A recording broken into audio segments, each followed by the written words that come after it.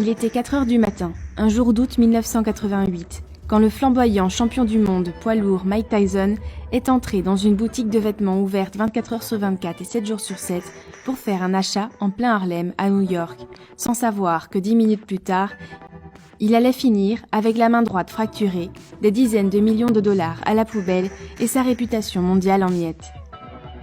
Conséquence d'un violent combat de rue avec un gangster. Oh, I want me some Mike Tyson, baby. I want me some Michelle Tyson. Le contre-coup du combat a atteint son conseiller, le milliardaire Donald Trump, et une série d'autres boxeurs et représentants, qui allaient bientôt se réveiller dans leurs appartements de New York pour apprendre l'incroyable nouvelle. From Brownsville, Brooklyn, I'm not afraid of nobody. In the ring or out of ring, they got a gun or a knife, and I'll show him that too.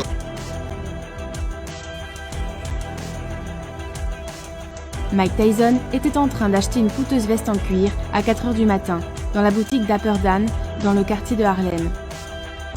Un endroit inconnu pour ce champion poids lourd, dont les lois de survie étaient dictées par le gangster et le boxeur. Mitch Blood Green.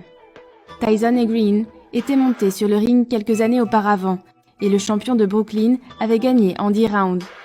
En plus de la défaite, Green avait dû accepter le refus de Tyson qui ne voulait pas lui accorder une revanche.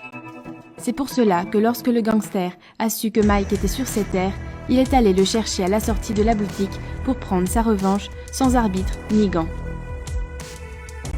Les versions sont différentes sur ce qui s'est passé ce jour-là. Who threw the first punch here? He did. He sucker punched me. It happened so fast. I was very upset at the time they ripped my shirt. That he came back again after he tried it and he was unsuccessful. And I mean, I had no other choice but to defend myself.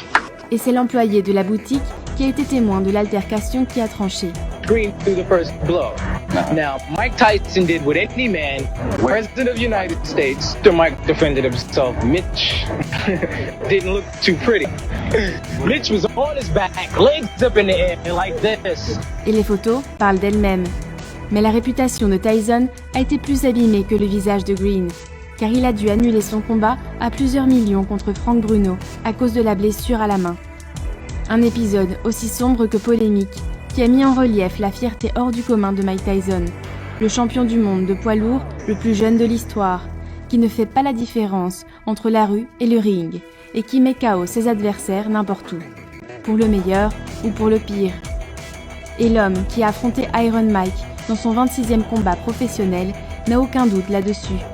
To me, really, honestly, not because he's Mike Tyson, but to me, he was the hardest fight I ever had.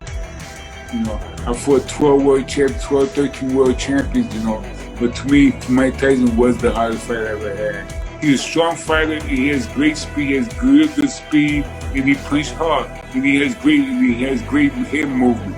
He moves real good. He has great head movement. You know, he has good power, He punches real hard. Ribalta a perdu par KO technique dans le 10e round, mais Tyson ne s'en est pas sorti indemne. One of his toughest fights he ever had. You know, he had a date with a young lady from a college, and he could not even go with her after our fight because you know he was in so much pain. En 2014, le boxeur de Brooklyn a été d'accord avec Ribalta en disant que le Cubain avait été son adversaire le plus coriace de sa carrière.